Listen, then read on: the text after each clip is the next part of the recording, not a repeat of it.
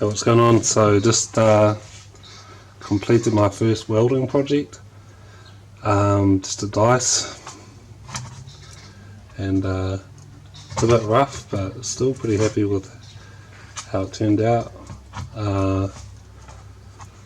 Yeah, I drilled this hole right through, but then I just decided to just drill them in a bit and paint it black, and didn't really line these up right, but yeah, I didn't really line these up as well as I could have, but that's alright.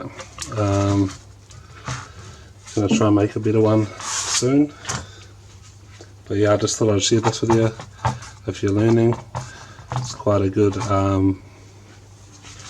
quite a fun project. Don't have to use too much metal or anything, and I just cut this steel out in squares, 6 pieces. So that's the steel here that I used, and got 6 bits out of it, and wonder if I can make some more. Yeah, I do want to try and make another one sometime soon, and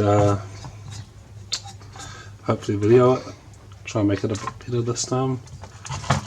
But yeah, pretty happy still, looks alright. Cheers.